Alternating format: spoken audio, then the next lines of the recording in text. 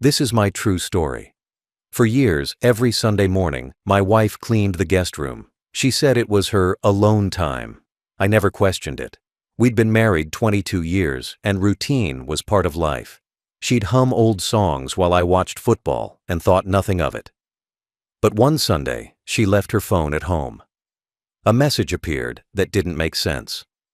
My gut twisted, and I decided to check that room for the first time in years. What I found inside destroyed everything I believed about marriage. Before I tell you, comment where you're watching from, and please subscribe. Every Sunday followed the same pattern, almost down to the minute. She'd wake up before me, make coffee, then head upstairs to clean the guest room. It started about 3 years ago. Back then, I didn't think twice about it. Everyone has their habits. For her, it was cleaning. For me, it was sitting on the couch watching the Packers and pretending to understand the plays. We lived in a quiet 2-story house in Kansas, on a street where nothing dramatic ever happened. The kind of neighborhood where people wave when they mow their lawns and borrow sugar instead of gossip. Our life looked calm from the outside, steady, ordinary, predictable. She always said cleaning relaxed her. "It clears my head," she used to tell me. So every Sunday after breakfast, she'd grab her basket of cleaning supplies, sprays, gloves, vacuum, and disappear upstairs. She'd hum while she worked, a faint tune that drifted down through the air vents. Sometimes I'd hear the vacuum running for an hour straight. It sounded like any other household chore, like any other normal day. There was never a reason to think anything was strange.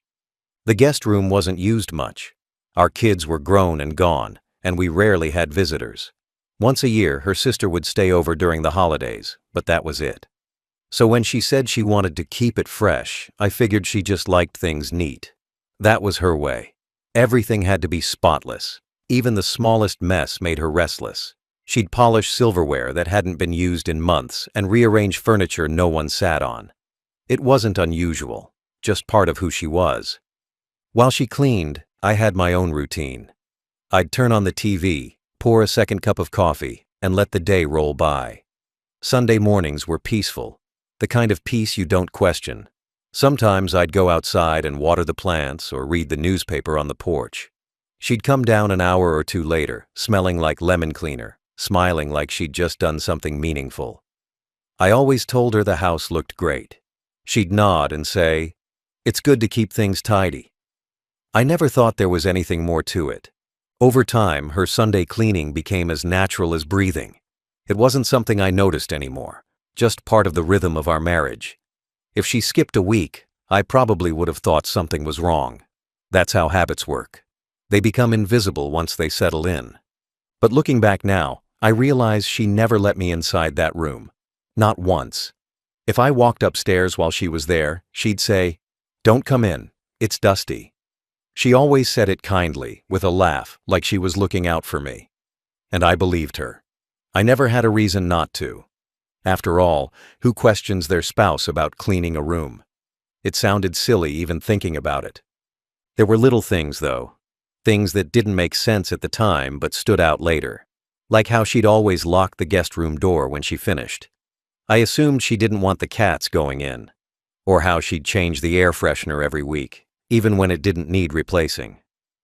Once, I found a receipt for a new bedsheet set I'd never seen used. She said it was a backup for guests. Another time, she asked me to help carry boxes upstairs, but when I offered, she insisted she'd do it herself. I didn't think much of it. I trusted her. Trust is a quiet thing. It doesn't shout. It doesn't demand proof.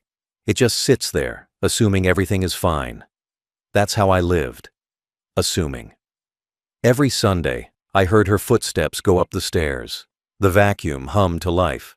The faint sound of her humming through the ceiling. And every Sunday, I sat in the living room, comfortable, clueless, and certain that my marriage was built on honesty. It took one forgotten phone, one unread message, and one hidden camera to prove how wrong I was.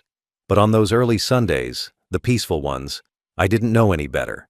I thought the woman I shared breakfast with was simply cleaning a room. I didn't realize she was also cleaning her tracks. The longer it went on, the more normal it felt. That's the thing about habits. They sneak into your life until you stop noticing them. Every Sunday, like clockwork, she carried her cleaning supplies up the stairs. The sound of the vacuum became part of the house's rhythm, as ordinary as the ticking of a wall clock. Sometimes I'd catch a glimpse of her walking past the hallway, her hair tied back, wearing gloves, a rag tucked into her pocket. She looked busy, focused. I never questioned it. Why would I? A clean house was something to be grateful for, not suspicious of. She'd close the guest room door behind her every time. That was one thing I started noticing after a while. The door always stayed shut. Even when she was done cleaning, it remained closed, like the room didn't belong to us anymore. I remember once trying to open it after she finished, just to grab an old box of photo albums I'd stored there. It was locked. She told me later she didn't want dust to spread into the hallway. I believed her. She said it so calmly, so casually, that it didn't sound like a lie. Every Sunday followed the same pattern. She'd spend 2, sometimes 3 hours up there. The rest of the week, she never mentioned the room, never went near it. Only on Sundays did it matter. I'd hear furniture scraping across the floor, drawers opening, sometimes even muffled voices. But I always told myself it was the TV or the neighbors outside. It's amazing how easily the mind fills in blanks when it doesn't want to see the truth. I started noticing how protective she was about that space. If I mentioned the guest room, even as a joke, she'd brush it off. "You never liked that room anyway," she'd say with a laugh. Or, "Don't worry, I'll handle it." I didn't think it was strange at first, but later I realized how many small moments like that piled up. She'd stop me from carrying up boxes. She'd change the bed sheets by herself. She'd even vacuum when I wasn't home sometimes. Looking back, every act of cleaning was really just a cover, but at the time, it looked like care. There were other signs I ignored. She started buying new cleaning supplies more often than usual. Bottles of disinfectant, paper towels, air fresheners, even spare batteries for something I didn't recognize. Once, I saw her carrying a small black device upstairs. I asked what it was, and she said it was an air purifier. I didn't argue.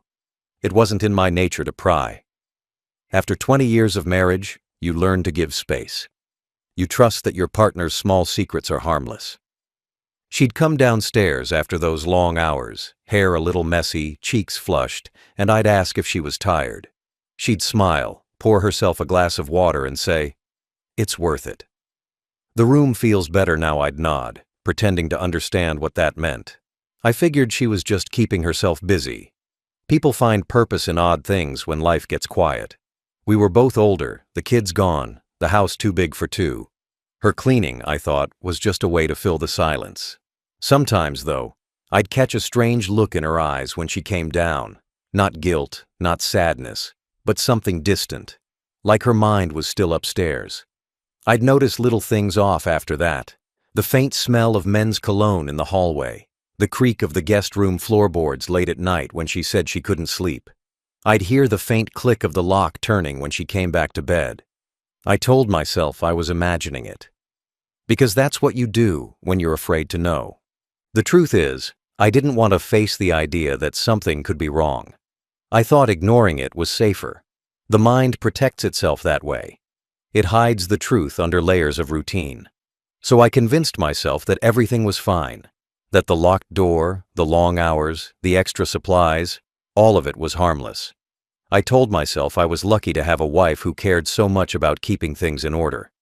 But that order was built on lies. I see that now. I had been living next to a mystery every Sunday for 3 years, and I was too blind to see it. The day I finally opened that door, I realized that silence isn't peace. It's a warning you don't hear until it's too late. That Sunday started like any other.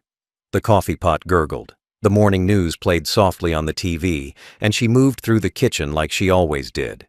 Calm, quiet, methodical. But something about her felt off that morning.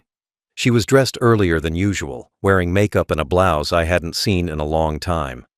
I asked if we were going somewhere later, and she said she had errands after cleaning. That wasn't new either, but her tone was distracted, her eyes distant. She kept checking the clock. Usually she didn't rush on Sundays, but this time she seemed to be waiting for something. She left her phone on the counter while pouring her coffee. I didn't think much of it until I heard it buzz. Once, then twice. The sound didn't stop. I glanced over, expecting to see a message from her sister or one of the kids. But the name on the screen wasn't familiar. Just a number with no name saved. The message said, "See you at 10." Simple, casual, but my chest tightened instantly. 10 o'clock. She always started cleaning around 10. For a second, I told myself it must be harmless, maybe someone from church or her book club. But the uneasy feeling wouldn't go away. Something about that message didn't fit the routine I thought I knew so well. When I asked who had texted her, she smiled quickly, said it was one of the ladies from the volunteer group.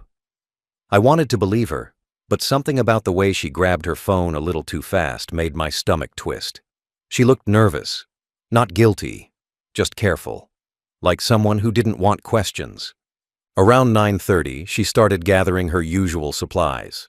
Vacuum, sprays, gloves, everything looked the same as always. But she added something new this time, a folded towel and a small bag. I asked what the bag was for, and she said it was for extra cleaning rags. Her voice was steady, but her hands shook slightly when she zipped it. Then she smiled again, the kind of smile that looks like a door closing. I watched her go upstairs, listened to the familiar hum of the vacuum start a few minutes later. Normally, that sound calmed me. That day, it didn't. Every vibration from the ceiling felt heavier. I tried to watch TV, but I couldn't focus. I kept looking at the clock. The text message repeated in my mind like a drum. "See you at 10. At 10:15, I heard footsteps upstairs. Not hers. They were heavier, slower, deliberate. Then silence. I muted the TV and waited, listening. A minute later, the vacuum started again, then stopped, then started. The pattern was strange, uneven. It didn't sound like cleaning anymore. My heartbeat matched the rhythm of that vacuum, fast, uncertain, anxious. I wanted to go up there, but something held me back. Maybe fear, maybe denial. It's strange how people can sense when something's wrong but still choose to stay seated. She came downstairs around noon, same as always, wiping her hands with a towel. Her hair looked slightly different, not messy, just softer, like she'd fixed it. She smiled and asked if I wanted lunch. I nodded, pretending everything was fine. She looked perfectly normal, maybe too normal. Her voice was calm, her movements steady, her eyes kind. That's the thing about betrayal. It hides in plain sight, behind small smiles and everyday gestures. When she left later that afternoon for groceries, I noticed she had changed clothes again. She didn't look like someone running errands. She looked like someone meeting someone. I tried to shake the thought away, but my mind wouldn't stop spinning. I stood in the kitchen long after she drove off, staring at the spot where her phone had buzzed earlier. Something in me shifted that day. I wasn't angry. Not yet. I was curious. That quiet, dangerous kind of curiosity that grows when you finally start seeing what's been there all along. By the time she came back that evening, the unease had settled deep inside me. I didn't confront her. I didn't ask questions. I just nodded, smiled, and helped carry in the groceries. But that night, while she slept soundly beside me, I made a decision. The next Sunday, I wasn't going to sit downstairs anymore. I was going to find out what she was really cleaning in that room. The next Sunday, I woke up before her for the first time in years. I sat in the kitchen with my coffee, waiting. The clock ticked louder than usual. I watched her come down the stairs, dressed neatly as always, her basket of supplies already in hand. She smiled, kissed me on the cheek, and said she'd be upstairs for a while. I smiled back and said nothing. I didn't turn on the TV this time. I just listened, every step, every sound, every hum of that vacuum cleaner. I memorized the rhythm of it. Around 10 o'clock, the vacuum stopped. Then there was silence.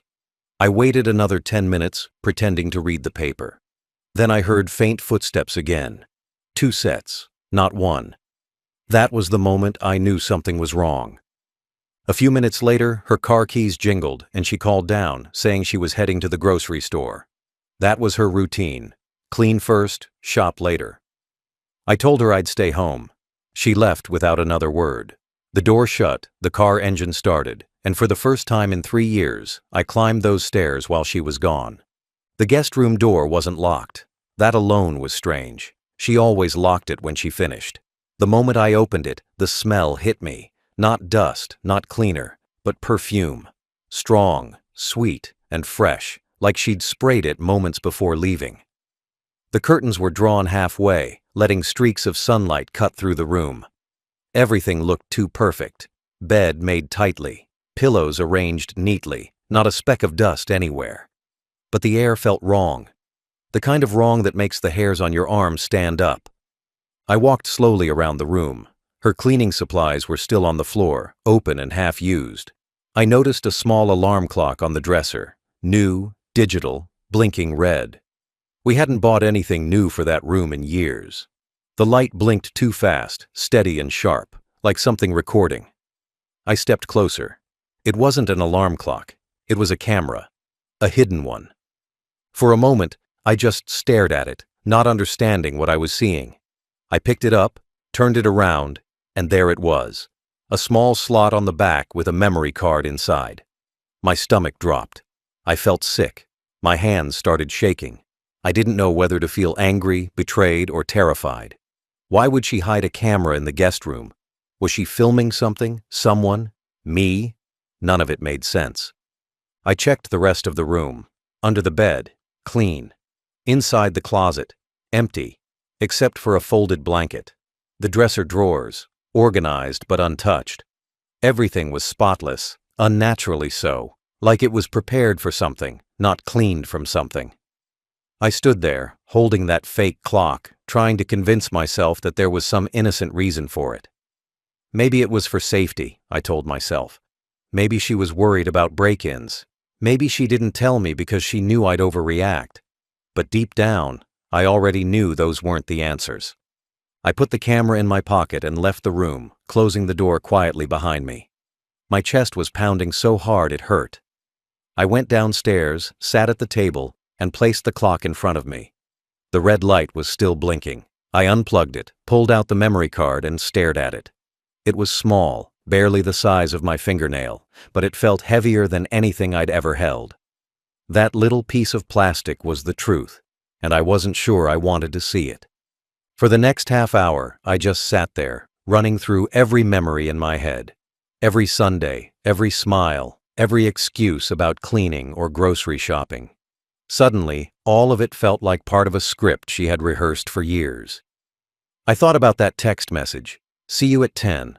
I thought about the perfume, the locked doors, the air fresheners. Everything connected. Everything made sense now, just not in a way I wanted it to. I finally opened my old laptop, slid the card into the slot, and took a deep breath. My finger hovered over the mouse for a few seconds before I clicked the first file. Whatever was on that screen was going to change everything. And deep down, I already knew there was no going back. When the first video opened, I didn't breathe for a full minute. The footage was clear, steady, and quiet. It showed the guest room from the corner angle, the same one where I'd found the fake clock. The bed sat perfectly made, sunlight coming through the curtains, everything calm. Too calm. Then, after about 30 seconds, she walked in. My wife. The woman I had breakfast with that morning. The woman who said she was cleaning. She didn't have cleaning supplies in her hands this time, just her phone. She sat on the bed, fixed her hair, and looked at the camera like she knew exactly where it was. For a few minutes, she just sat there scrolling, like she was waiting. Then there was a knock, soft, controlled. She stood up quickly and went to the door. The sound of it opening made my stomach twist. A man stepped inside. I didn't recognize him at first. He looked familiar but out of place. When he turned his head toward the camera, my heart stopped. He was the deputy from the local sheriff's office, the same man who'd helped us file our car registration a few months ago, the one she'd said was so helpful with paperwork. The video played on, they talked, but there was no audio. I couldn't hear what was said, only see the way she smiled, the way he laughed, the way she touched his arm. There was nothing subtle about it. It wasn't a misunderstanding, it wasn't a setup. It was betrayal, plain as day, happening in my own house, in the same room she cleaned every Sunday. My hands started shaking so hard I had to grip the edge of the table just to steady myself. I wanted to stop watching, but I couldn't.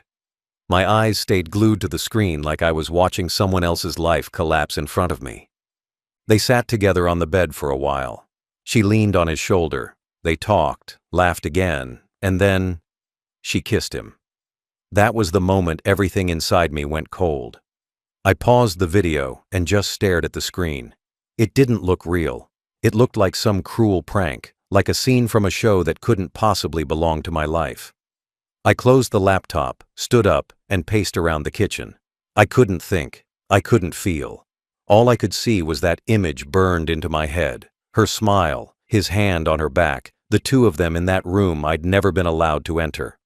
After a few minutes, I sat back down and opened the laptop again. There were more files, dozens of them, each labeled by date. I clicked another one. Same thing. Different day, different clothes, same routine. Every Sunday for months. The camera caught everything. The hugs, the talking, the way she looked at him like I never existed. It was mechanical, routine, planned. Then I noticed something else.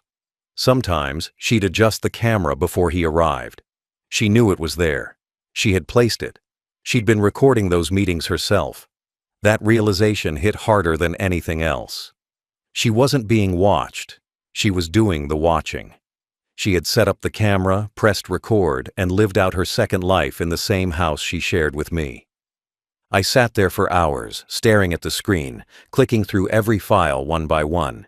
Each video stripped away another piece of the life I thought I had. I felt numb, not angry yet, just empty. Like my whole marriage had been a long performance, and I was the only one who didn't know my role. When I finally closed the laptop, the house was silent. The sunlight had faded, and the clock on the wall read 7:45 p.m. She'd be home soon.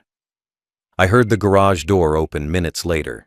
My hands were still trembling, but I wiped the screen clean, took the memory card out, and hid it under a loose floorboard in my office. I didn't confront her that night. I couldn't. I didn't trust what I might say, or do. She came in like nothing had happened. She cooked dinner, asked about the game, smiled as she set the table. I answered quietly, pretending to be tired. Inside, my mind was racing. Every laugh, every word, every look from her felt fake now. The truth sat just a few feet away, hidden in a memory card. That night, as she slept peacefully beside me, I lay awake staring at the ceiling. The woman who shared my bed was a stranger, and the house that once felt safe now felt contaminated. I knew I couldn't ignore it anymore. The next morning, I was going to end it, but not with shouting. I was going to end it with proof. The next morning, I woke before sunrise. I didn't sleep at all that night.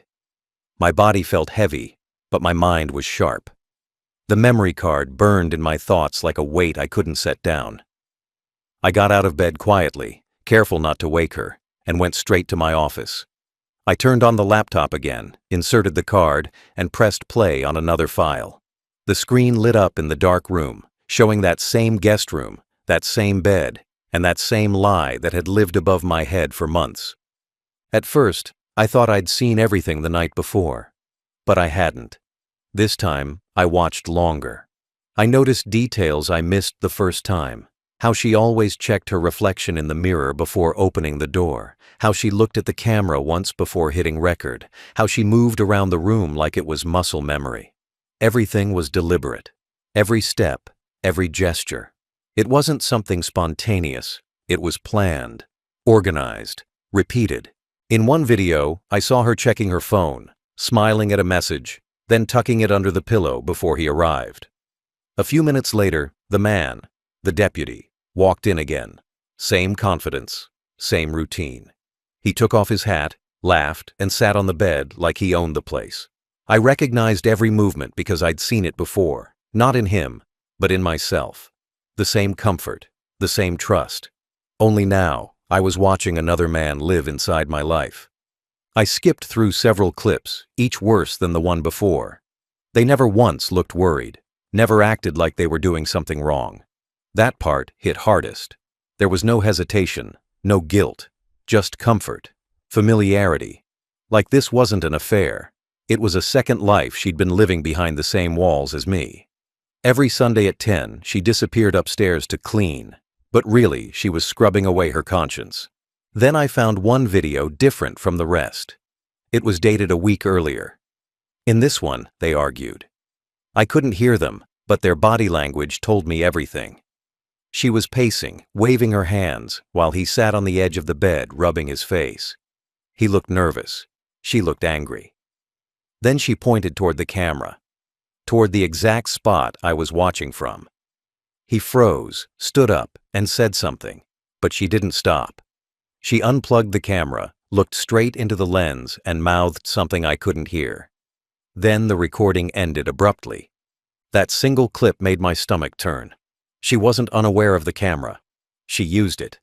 Maybe to threaten him. Maybe to protect herself. I didn't know yet. But she wasn't the victim. She was in control. She had planned every inch of this.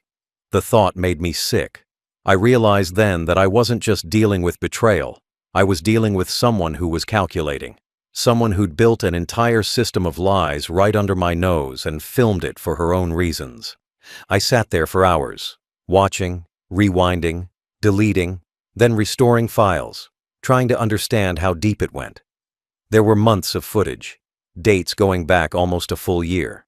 I stopped counting after 27 videos. My hands were numb, my throat dry.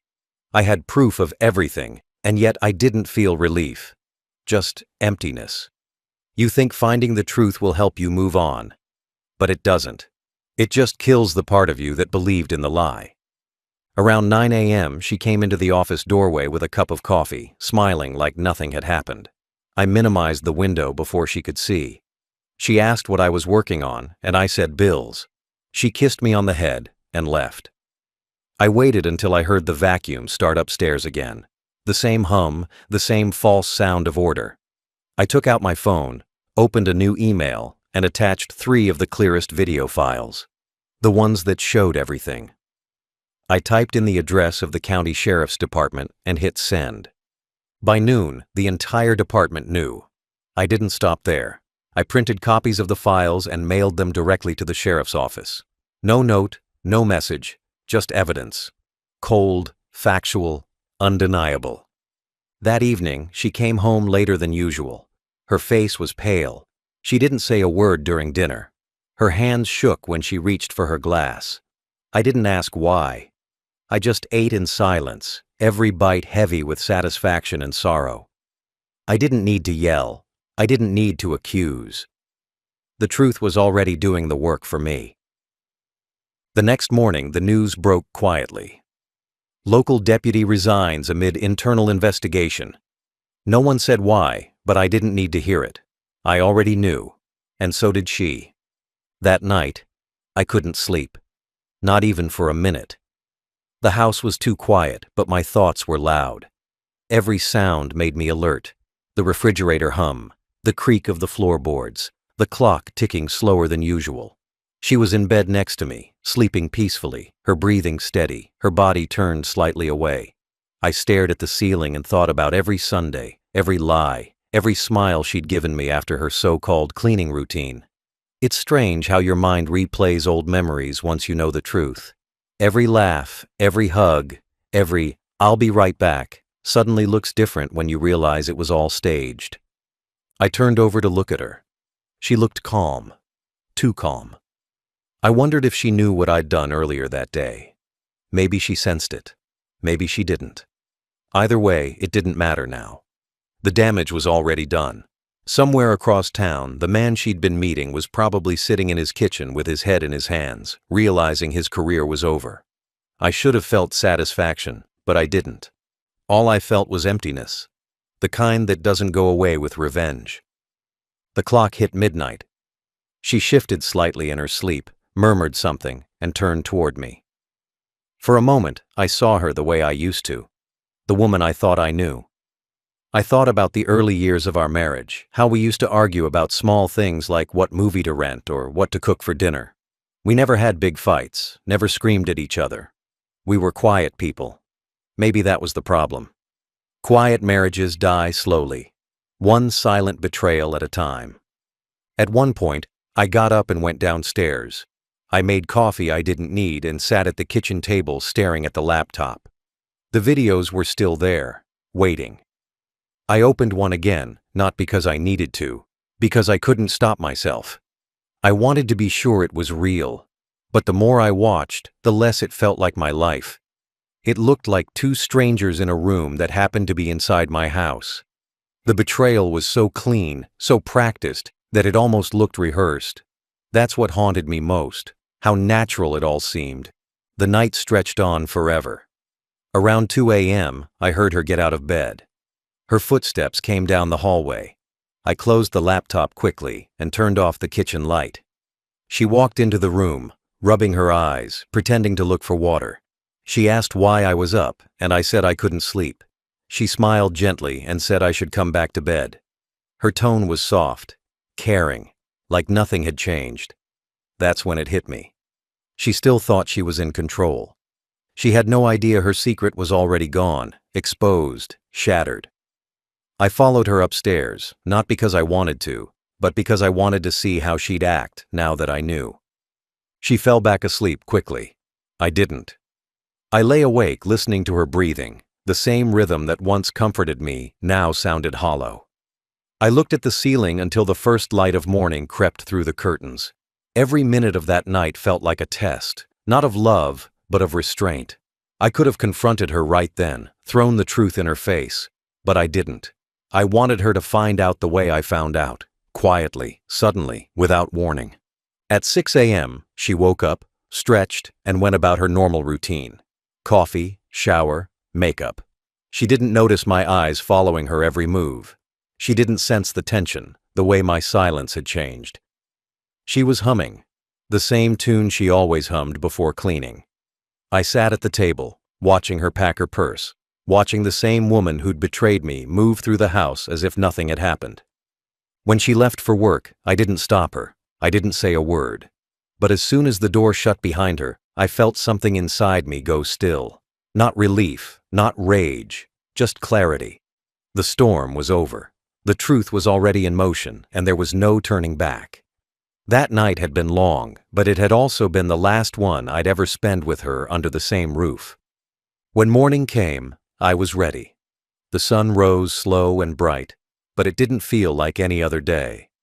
It felt like the start of something final. She moved through her routine the same way she always did. Coffee brewing, toast popping, phone in hand. She looked at me once across the table and smiled, completely unaware that her entire world was already falling apart. The sheriff's department had received the videos hours earlier. I knew it because one of my old friends from town had texted me just after sunrise. They're talking about it. That was all he wrote, and that was all I needed to know. By the time she finished breakfast, the phone rang. She didn't answer it right away. The sound of the ringtone made her freeze mid-step. It kept ringing, louder each time. When she finally picked up, her voice changed. Calm at first, then strained. She said, "Okay," 3 times, then hung up without looking at me. Her hands trembled when she set the phone down. I didn't ask who it was. I didn't have to. She walked out of the kitchen and sat on the couch, quiet.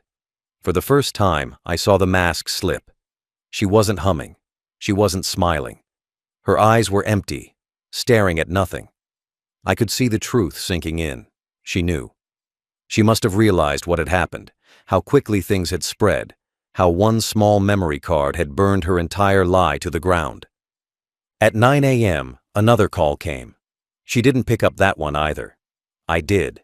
It was a voice I recognized, the sheriff himself. He spoke carefully, his tone professional. He said the department had received evidence of personal misconduct and that an internal review was underway. He didn't ask questions about how I got the footage, and I didn't volunteer information. He just said, "We're handling it." I thanked him and hung up. When I looked at her, she was crying silently, not saying a word. No yelling, no excuses, just quiet tears. That was when I realized it was over. Not just the affair, but the marriage. There's no coming back from something like that. Once trust dies, everything else goes with it. She packed her things that afternoon. No screaming, no begging, no arguments. She didn't try to deny it. Maybe she knew there was no point. I sat in the same chair where I had found the camera days before and watched her walk up and down the stairs, filling one suitcase after another. Every trip she took felt like a piece of history being erased. The sound of zippers, hangers, and footsteps became the soundtrack of our ending. Around 3 p.m., she stopped at the door. She turned around, maybe to say something, maybe to explain, but she didn't. She just looked at me for a long moment, her eyes red, her lips trembling. Then she opened the door, stepped outside, and closed it quietly behind her. No slamming, no final words, just silence. The quiet that followed was unlike anything I'd ever experienced. It wasn't peaceful. It wasn't painful. It was just empty. I sat there for a while, not moving, listening to the refrigerator hum and the clock tick. After 22 years of marriage, the house suddenly felt too large. Every sound echoed, every room felt hollow. I didn't go after her. I didn't need to.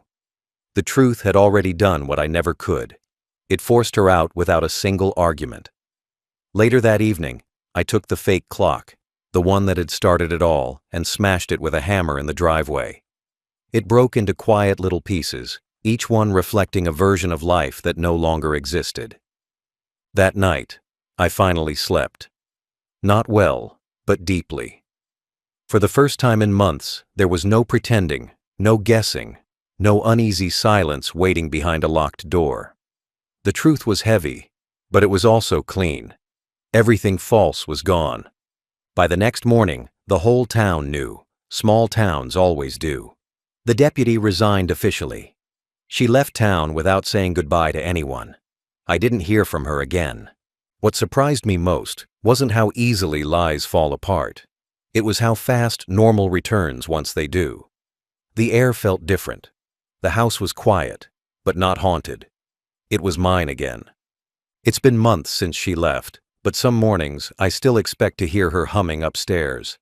Habits die slower than people do. The guest room stays locked now. I haven't stepped inside since that day. I repainted the doorframe, replaced the carpet in the hallway, and donated half her clothes to the church thrift store. But the smell of her perfume still lingers faintly in the air. Some things never fully wash out. Still, the house feels cleaner. Not spotless like she kept it, but honest. The silence that used to feel heavy now feels peaceful.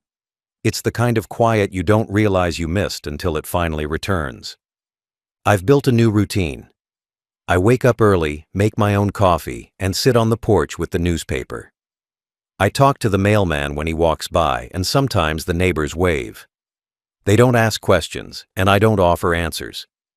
In small towns like ours, everyone knows the story anyway. They just pretend they don't. That's how people show kindness, by not bringing it up.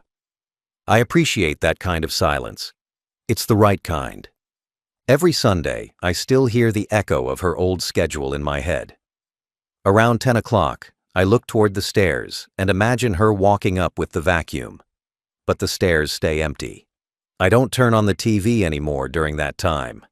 Instead, I take a drive, sometimes to the lake, sometimes to the diner near Main Street. I sit in the same booth, order black coffee and eggs, and watch the world move on. The waitress knows my order now. She doesn't ask if I want company. She just smiles and keeps the coffee hot. For a while I kept thinking about the man, the deputy. I saw him once at the grocery store before he left town. He looked smaller somehow, like the truth had taken something from him too. He didn't see me, or maybe he pretended not to. I didn't care either way. What was done was done. His career ended quietly. Hers ended with a packed car and a one-way road out of Kansas. Justice didn't need noise, it just needed to happen. I've learned something since all of this. When betrayal hits, people think the pain comes from the act itself. It doesn't. The real pain comes from the time. The years you spent believing a lie. The breakfasts, the inside jokes, the shared routines. All of it becomes evidence of how easily trust can be faked. But I also learned something else. Once you stop trying to make sense of it, peace arrives quietly. Not the kind of peace that forgives, but the kind that accepts. Sometimes I wonder if she ever regrets it. Maybe she does. Maybe she doesn't. I'll never know, and that's fine. Closure doesn't come from apologies. It comes from knowing you saw the truth and walked away from it. I don't hate her anymore. I don't think about what she's doing or who she's with. I just think about what I've learned, that no one really hides who they are forever. Lies may be polished, but they always leave fingerprints. I've started taking care of the house myself now. The lawns trimmed, the gutters cleaned, the guest room door sealed shut. I thought about turning it into an office, but something in me won't open that door again. It's not fear, it's principle. Some spaces deserve to stay closed. Life is quieter now, but it's also lighter. I buy my own groceries, I pay the bills on time, I fix what breaks. There's a strange kind of pride in doing things alone, not because I wanted to, but because I can. I've stopped checking my phone for messages that never come. I've stopped replaying old memories that never meant what I thought they did. Every day feels cleaner than the last. When I walk through the house now, I sometimes stop by that hallway. The light hits the door just right, and for a second, I see my reflection in the knob. Just me. No lies. No pretending. Just a man standing in his own truth. The house may be empty, but it's finally honest. Every Sunday she said she was cleaning the guest room. I never questioned it. I thought that was just marriage. Two people living quietly, trusting each other, not asking too much. But what I learned is that silence can hide anything. Behind closed doors, behind soft voices, behind a smile, there can be secrets growing like mold under paint. It took one small red light on a fake clock to show me how much of my life was built on lies. The camera didn't just record her actions, it recorded the moment my trust died. After she left, I tried to figure out when it all started. I looked back at old photos, vacations, birthdays, anniversaries. Somewhere in between, the woman I loved turned into someone I didn't know. Maybe it wasn't sudden. Maybe it was small choices, one after another, excuses, secrets, half-truths. You don't notice it while it's happening because betrayal doesn't scream. It whispers. And by the time you hear it clearly, it's already too late. Sometimes I walk past the guest room door and stop. I stand there and stare at it, remembering how many times I ignored the signs. The locked door, the perfume that didn't belong to any day I could recall, the way she guarded her phone, the way she smiled after every cleaning. I wasn't blind. I was just loyal to an image that didn't exist anymore. And that's what hurts the most. Not the betrayal itself, but realizing how long I protected the lie that betrayed me. I've learned that when the truth finally arrives, it doesn't heal you instantly. It breaks you first. It tears apart the version of reality you built and forces you to rebuild from scratch. But once you start again, every step forward feels lighter. There's no pretending, no paranoia, no guessing what's behind the door. Just peace. Simple, unpolished, quiet peace. I don't hate her. I don't think hate helps anyone. I just don't understand why people risk everything for something that never lasts. The man she met lost his job. She lost her home, her reputation, her comfort. And for what? A few hours in a guest room and a secret that couldn't survive a blinking red light. If there's one thing I'd tell anyone listening, it's this. Trust your gut. When something feels wrong, it usually is. Don't let love blind you into silence. Ask questions. Pay attention. The truth doesn't destroy relationships. Lies do. Now, when people ask how I'm doing, I say I'm fine. And for the first time, I mean it. I don't need revenge. I don't need closure. I already got both when she walked out and the door stayed shut behind her. The truth has a strange way of cleaning up what we can't. It removes the people who don't belong in your story anymore. The guest room is still there. Clean, empty, quiet. I don't use it for guests. I don't change anything about it. I let it stand as a reminder, not of her, but of what I learned. That even the safest rooms can hide danger. That even love can turn into a lie when no one's watching. Every Sunday now, I go for a drive instead of sitting in that house. I pass the church, the grocery store, the diner where everyone knows my name. Life goes on, and I've stopped asking why it happened. Some answers don't matter anymore. What matters is that I survived it, and I didn't lose myself in the process. Every marriage starts with a promise, to stay honest, to stay loyal, to stay true. But promises mean nothing without proof. And sometimes, proof comes in the form of a hidden camera, blinking in the dark, waiting to be found. Every lie has an expiration date. Hers ended on a Sunday.